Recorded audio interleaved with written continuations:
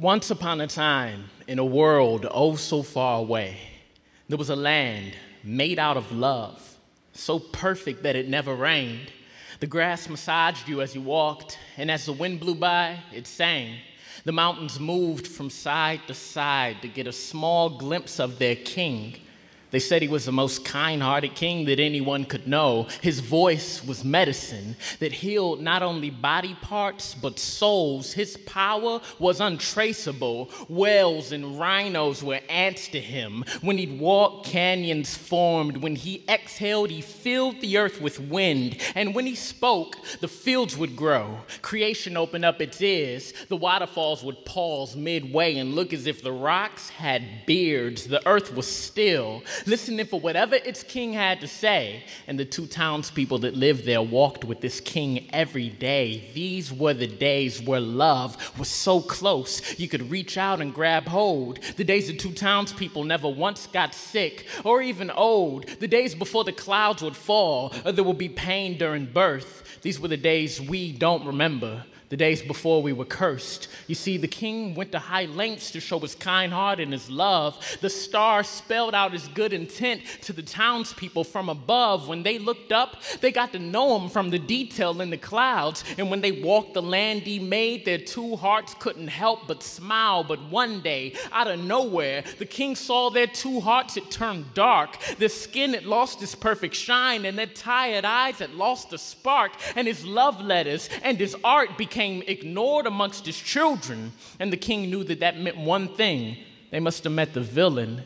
Evil had a personality. Lies have a father figure. Where the king is love and life, the villain's death and a grave digger. Where the king creates flight for the birds and detail for the trees, the villain destroys all good things and he deceives each time he speaks. And this time, he deceived the townspeople. The king saw they had changed. They said things they were never meant to say. They felt anger and shame, and a storm rolled in their skies, and clouds covered them from his light. Lightning blinded them, and thunder made them deaf to the king's might.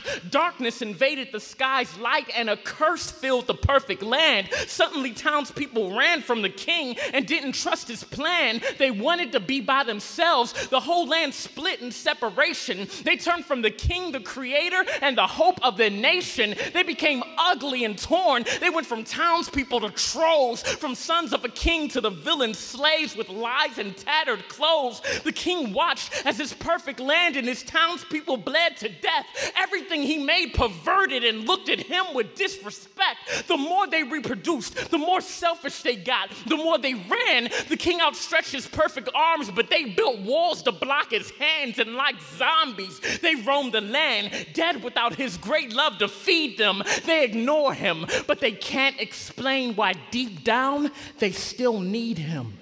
It's because they were made for his kingdom, but they stood cold and indifferent. And the very stars sang of this great king, but the people didn't. They became so full of lies, they couldn't recognize what's real. They got so far that soon to them the king became a fairy tale. The land turned to a myth. His power and his kindness turned to fable. The king watched as his own creations labeled him less than able, and with his power and might, he could have reduced them to nothing. He could have rained down his wrath and showed them his force, but he loved them.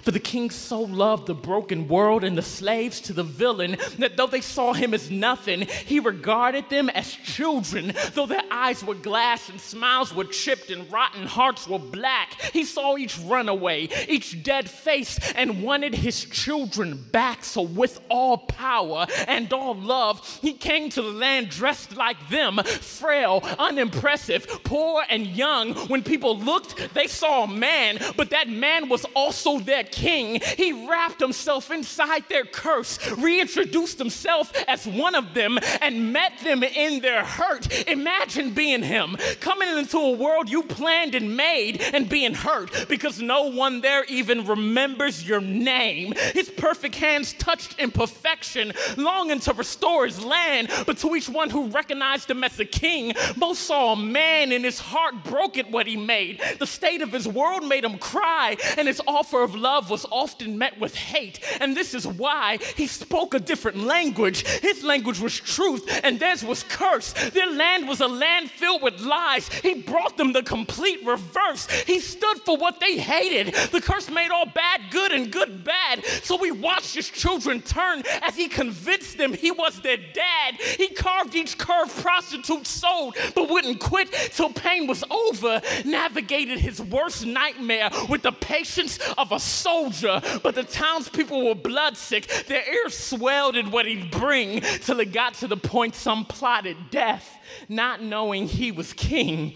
The same king who rocked waves to sleep and drew the oceans like a painting. Their cursed hearts made plans to hurt him, even though he came to save them. Angry mobs foamed at the mouth and barked like dogs, blinded and sick, plotting to kill their only hope. They gathered, blood dripped from their lips. When the time came, they grabbed the man and beat him with the hands he made. He came to free the hostages, but they bound him up like a slave. They punished him for loving them, tortured him until he was dead. He made skin to shine and protect, but they beat the skin off his head. Murdered by the same ones he loved, the great king fell as a dead man. But what nobody knew was that the death was part of this king's plan.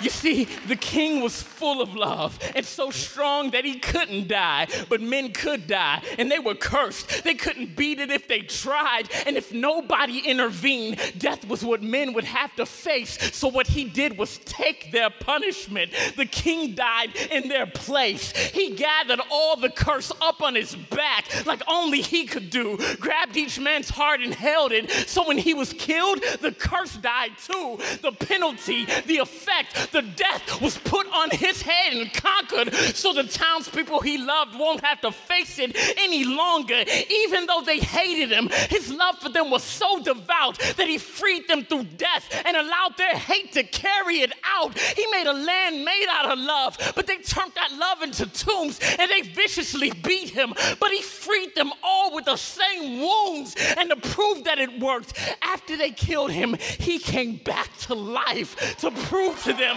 that he was king the whole time and that he was right. To prove he beat the curse, he rose up from the curse's effect. That effect was death. He came back. Then the villain had nothing left. No curse could hold men.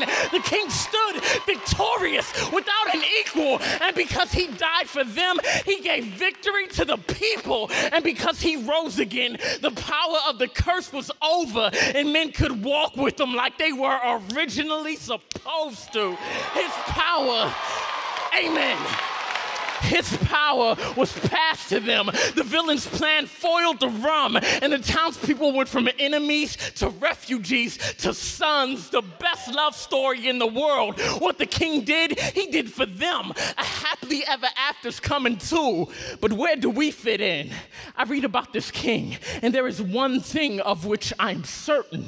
It's that when I read this love story, I know I'm the townsperson, and the land, the curse, the sacrifice, all of it's true, you see? And I know this king chose to die, and he did so for you and me. Two options come from that. I can decide to live under the curse, or I could choose the king, bow to his love, and get free from my hurts. I feel the love from this great king building a castle in my path, and I can run from him or accept what he did and call him dad. And friends, I did, and I met him, and he became realer than breathing. He became closer than life. I bowed under his love and teaching, and I met others who love him, and we serve him without doubt. But to those who might be confused, let me tell you what it's about. It's not about rules or tradition. It's about him knowing what's best. It's not about feeling great all the time. It's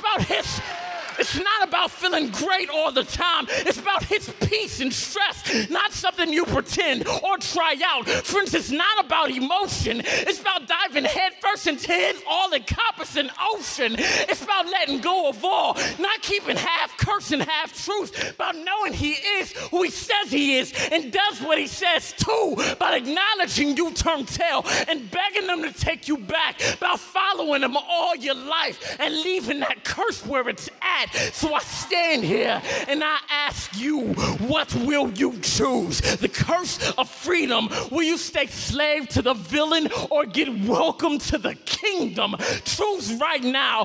Bow to the king as savior, confidant, and friend, or choose yourself. Stay cursed and die and never see this king again. Fight the good fight, finish your race, and keep the faith until you go, or ignore his love like a fool and trust your own hands with your soul. I want you to know who I love. I want you to meet this king I serve. I want you to know why you were made and go from brokenness to worth and know one day he's coming back to take us to a place that's better, to a home where lightning spells out Yahweh's name in cursive letters.